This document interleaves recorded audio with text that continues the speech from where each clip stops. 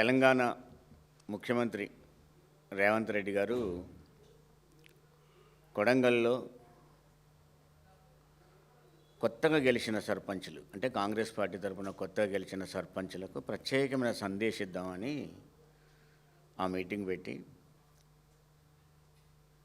ఒక రోత మీటింగ్లా తయారు చేశాడు. రోత కూతలు మాట్లాడి ఆయన మాట్లాడిన మాట ఏది కూడా వినాలని కానీ అతన్ని చూడాలని కానీ ఆడ కూర్చున్న వాళ్ళకి ఎవ్వరికి కూడా అనిపించుండదు ఆ మాటలు వింటూ ఉంటే. జనరల్గా రేవంత్ రెడ్డికి అంతకంటే ఎక్స్పెక్ట్ కూడా ఏం చేయలేం, అతనికి వచ్చినాయి అయ్యి. రెండోది కూడా ఏంటి అంటే, ఒక 3 రోజుల ముందే కేసీఆర్ గారు ప్రెస్ మీట్ పెట్టున్నది. ఒక మీటింగ్లో పార్టిసిపేట్ అయ్యాడు, ముఖ్య నాయకుల మీటింగ్లో. ఆయన మాట్లాడిన మాటల తర్వాత కేసీఆర్ గారి దగ్గర ఆయనకు జవాబు చెప్పడానికి ఈయన దగ్గర సరుకు లేదు. ఒక 3 రోజులు జవాబు చెప్పలేని స్థితిలో పండి లేవలే. జనరల్గా పండి లేవనోడు అంటే ఆగడు. ఆ టైప్లో ఒక మీటింగ్ పెట్టి దాన్ని డైల్యూట్ చేయడానికి 4 కూతలు కూశాడు. ఆ కూతల్లో కనపడ్డది ఏంటంటే ఒక ప్రెస్టేషన్. మిగతా కాంగ్రెస్ వాళ్ళు ఎవరు మాట్లాడేటట్లేరు. ఏదైనా తనే చేయాలి, తనే మాట్లాడాలి, తనే తిట్టాలి, తనే తిట్లు తినాలి. ఆ స్థితిలో మాట్లాడే ప్రయత్నం చేశాడు. ఆ ప్రయత్నంలో కనీసం తల్లిని గౌరవించాలనే ఇంగిత జ్ఞానం కూడా లేకుండా మాట్లాడాడు. జనరల్గా తెలంగాణ తల్లిని అగౌరవపరిచిన వ్యక్తి, ఆగమాగం చేసిన వ్యక్తి ఇక తల్లిని ఏం గౌరవిస్తాడు?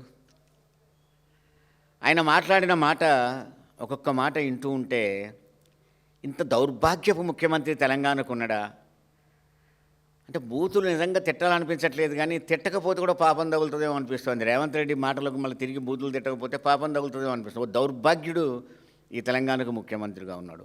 ఓ దరిద్రుడు ఓ తెలంగాణకు ముఖ్యమంత్రిగా ఉన్నాడు.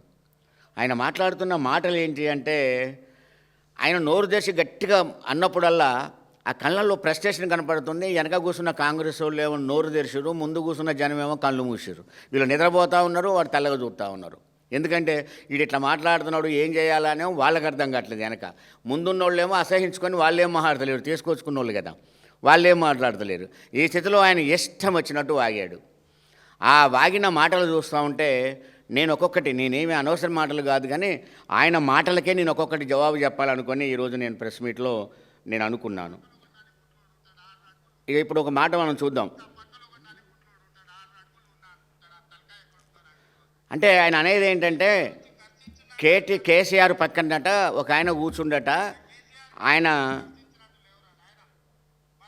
3 అంతస్తు 6 అడుగుల పొడుగుండంట. ఆయన చెప్పే మాట 6 అడుగుల పొడుగున్నాడు ఆయన, ఒక ఆయన కూర్చున్నాడు అని హరీష్ రావుని బాడీ షేమింగ్ చేసే లక్షణం చేశాడు ఆయన. నేను అడుగుతున్నాను, నువ్వు 3 ఫీట్లు ఉంటే అందరు 3 ఫీట్లో ఉండాలంటే ఎట్టుంటుందయా? నువ్వు 3 ఫీట్లు ఉన్నావు కాబట్టి అందరు 3 ఫీట్లే ఉంటారా? నీ అందం చూస్తుంటే అమోఘంగా ఉంది. పండుకుంటేనేమో ఖాళీ సిలిండర్ లాగా ఉంటావు, నిలబెడుతున్నావు నిండి సిలిండర్ లాగా ఉంటావు, మొత్తం సిలిండర్ బతికే నీది, అంతే ఉంటావు నువ్వు. అలాంటి వ్యక్తివి కొంచెం పొడుగుంటే నువ్వు అసహించుకుంటే ఎట్లా? నువ్వు 3 ఫీట్లో ఉంటే అందరు 3 ఫీట్లో, నువ్వు బుటర్ఖాన్ అయితే అందరూ కూడా బుటర్ఖాన్ కాలేరు కదా. అందుకని నువ్వు ఆయన మాట్లాడేసి హరీష్ రావుని బాడీ షేమింగ్ చేసే పని చేస్తే అసలు నువ్వెంత అందగాడివి? ఆయన కేటీఆర్ని అంటాడు మాట, నువ్వు అద్దంలో చూసుకో నీ గురించి తెలుస్తుంది అంటాడు. నేను అంటున్నాను, అద్దంలో చూసుకోవాల్సింది కేటీఆర్ కాదు. ఇన్నిసార్లు 60 సార్లు ఢిల్లీకి పోయినావు కదా, రాహుల్ గాంధీకి చెప్పకపోయినావు అద్దంలో చూసుకోపోయా నీ ఎందుకు పెళ్లి కాలేదో తెలుస్తుంది నాకు అని చెప్పాల్సి ఉండే నువ్వు. రాహుల్ గాంధీకి ఇప్పటిదాకా పెళ్లి కాలే, ఆయన అద్దంలో చూసుకుంటే తెలుస్తుంది ఆయన అందం ఏందో.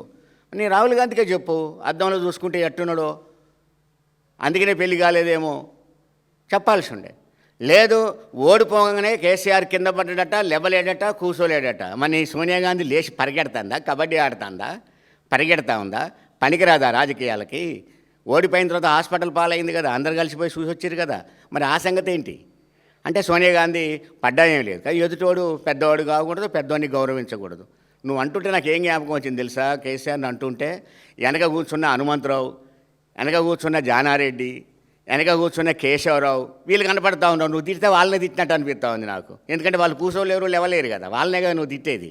అంటే నువ్వు కాంగ్రెస్ వాళ్ళని తిట్టాలని పక్కోండి తిట్టి మా పిల్లగాని పక్క పిల్లగాని కొట్టు మా పిల్లగాడు భయపడతాడు అంటారు చూడు, అట్లా వాళ్ళకు భయం అవుతుంది. వీడు వ్యతిరేకమైతే కాంగ్రెస్ నుంచి పోతే మామూలు ఇట్నే తిడతారు కావచ్చు అని చెప్పి వాళ్ళు భయపడతా ఉన్నారు. అక్కడ వీడు కాంగ్రెస్ నుంచి పోవడం ఖాయం. నేను వీడనే పదం వాడుతున్నానంటే పక్క వాడాలనే వాడుతున్నాను నేను. ఎందుకంటే కేసీఆర్ని నువ్వు ఆ మాటలు తర్వాత నిన్ను వాడు వీడు అరే అనకపోతే సంసారపక్షంగా తిడతారని నిన్ను ఎవడన్నా తిట్టేదో బూతులే తిడతారు నిన్ను కూడా. అక్కడ వాళ్ళకు ముసలోళ్ళకు వాళ్ళకు భయం అవుతుంది. వీళ్ళు లాస్ట్లో మమ్మల్ని తిడతాడా ఇట్నే తిడతాడా అని చెప్పి వాళ్ళు భయపడుతున్న పరిస్థితి కనపడుతుంది. ఒక ఆయన అంటున్నాడు కాంగ్రెస్ ఆయన నాకు ఫోన్ చేసి, అన్న ఖచ్చితంగా వీడు 2 లక్షలు పెట్టుకొని పనిచేస్తాండే అన్నాడు ఆయన. కాంగ్రెస్ లీడర్, నేను పేరు చెప్పను కానీ ఏమన్నాడు తెలుసా, ఒకటి కాంగ్రెస్ను బంద్ దాకా వీడి నిద్రపోడు, 2 కేసీఆర్ని ముఖ్యమంత్రి చేసిన దాకా వీడి నిద్రపోడు. వీడు ఖచ్చితంగా 2 లక్షలు పెట్టుకొని పనిచేస్తున్నాడు, ఈ కాంగ్రెస్ని సర్వనాశనం చేస్తాడు అని చెప్పేసి ఓ కాంగ్రెస్ లీడరే అంటున్న పరిస్థితి కనపడదు. ఇక 3వ మాట ఏమంటాడు ఆయన, కట్టుకున్నట్ట ఎక్కడన్నా మల్లన్న సాగర్లోనో లేకపోతే రంగనాయక సాగర్లోనో పడి సాగమంటాడు. నీకు సావు సావు సావు అంటే ఒకసారి సచి చూపెట్టరాదురా నాయన, నీ పుణ్యం ఉంటుంది. ఒకసారి సావు, ఆ సెక్రటరీ బాగానే పొడుగుంది ఎక్కి ఒకసారి దూకు, సత్తే పీడబోద్దో పాలి. ఈ తెలంగాణకు పట్టిన దరిద్రమే పోతావు నువ్వు సత్తే. సావు సావు సావు భాష ఏంద్రా నాయన, సావు భాష మాట్లాడి నువ్వు చచ్చినా కూడా మాకు బాధే. ఎందుకు ఆ సావు భాషలు? ఎదుటివాడు చావాలని ఎందుకు కోరుకుంటావు? నువ్వే చస్తావేమో, చదువుకో కాడికి అంతమేముంది. నీకు దూకి సావాలనుకుంటావు దూ, ఆ సెక్రటరీ మీకు వెళ్ళి దూకు, ఎవడొద్దంటాడు నిన్ను. అలా కాదంట, అంటే ఎదుటోడు చావాలి, ఎదుటోడు చావాలి.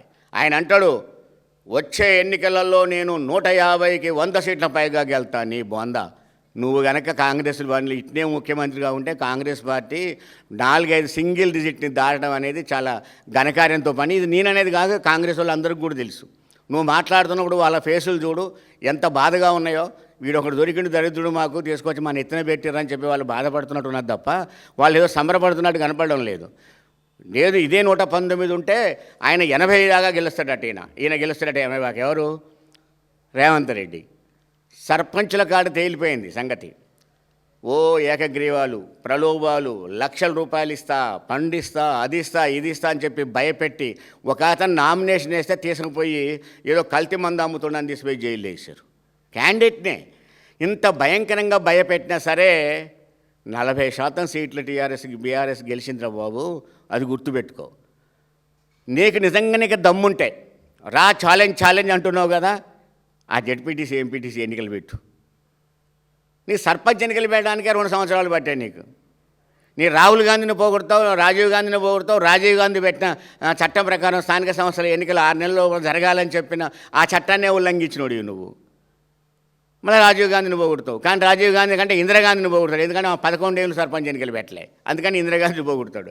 సర్పంచ్ ఎన్నికలు అయిపోయినాయి, మరి జెడ్పీటీసీ ఎంపీటీసీ ఎన్నికలు పెట్టు, దమ్ముంటే రా చూసుకుందాం. అవి పెట్టాడు ఆయన. అవి మాత్రం దాన్ని చిన్నగా దాటేస్తూ ఉంటాడు. దానికోసం ఏం చేస్తున్నాడు ఇప్పుడు, నేను పంచాయతీలకు డబ్బులు ఇస్తా, మేజర్ పంచాయతీలకు డబ్బులు ఇస్తా, దాని మీద చర్చించి అమ్మాయిలకి ఇద్దాం 2,500 రూపాయలు. మేమేమి అక్కడ చర్చగా కాలేదు, నువ్వే చెప్పు. ఆడవాళ్ళకి ఇస్తున్నాను 2,500 రూపాయలు ఎక్కడ ఇస్తున్నావు? 4,000 రూపాయలు పెన్షన్లు ఎక్కడ ఇస్తా ఉన్నావు? విద్యార్థులకి ఇస్తున్నా స్కూటీలు ఎక్కడ ఇచ్చావు? ఇవన్నీ చర్చ కదా. అయ్యే చెప్పు, నువ్వే చెప్పు.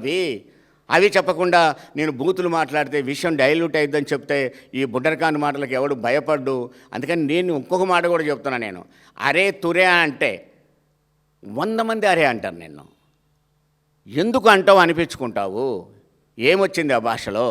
ఆ భాష వల్ల నీకు ఏమొస్తుంది అనుకుంటున్నావు నువ్వు? భాషనే కనుక మాట్లాడదలుచుకుంటే తిట్టిన తిట్టకుండా 1/2 నిమిషంలో 60 తిట్లు తిడతా. వస్తావా ఛాలెంజ్? కూర్చుందామా టేబుల్ మీద ఎక్కడన్నా? ఏం బూతులు ఇవి? ఏం భాష? నీ అవ్వట. నీకు అమ్మ లేదురా? నువ్వు ముఖ్యమంత్రివా? అమ్మ అంటావా? ఎదుటివాడిని నీ అమ్మ అంటావా? నువ్వు తల్లికి పుట్టలే, నీకు అమ్మ లేదా? భాష నేర్చుకో. ఇంట్లో ఆడవాళ్ళని గౌరవించడం నేర్చుకో. నేను మరొక్కసారి చెప్తున్నాను, నువ్వు ఇలాంటి మాటలే మాట్లాడితే ఒక్కసారి పోయి ఆ కూల్చిన ఇండ్ల కాడ, హైడ్రా కూల్చిన ఇండ్ల కాడ పోయి తిట్లు తిను. ఆ తిట్లు తిను, నిజంగా బుద్ధి వస్తుంది నీకు. భయంకరమైన తిట్లు తిట్టారు నిన్ను, నువ్వు భరిస్తావు, నువ్వు పడతావు, నీకు సిగ్గు శరం లేదు. కానీ ఎదురు వాళ్ళకు లేదంటే ఎట్లా? అది కరెక్ట్ కాదు. నేను ఎప్పటికైనా నీకంటే నీ ఎమ్మటున్న కాంగ్రెస్ వాళ్ళకి చెప్తున్నాను, వాళ్ళు కష్టపడి ఇంతో ఆ కాంగ్రెస్ని నిర్మించుకున్నారు, కాంగ్రెస్ని బతికించుకున్నారు. వాళ్ళని నువ్వు ఆగమాగం చేసే పరిస్థితికి వస్తున్నాడు. వీని కంట్రోల్ చేసుకోండి అయ్యా కొంచెం అని చెప్పి నేను ఆ కాంగ్రెస్ వాళ్ళకు ప్రత్యేకంగా నేను విజ్ఞప్తి చేస్తా ఉన్నాను.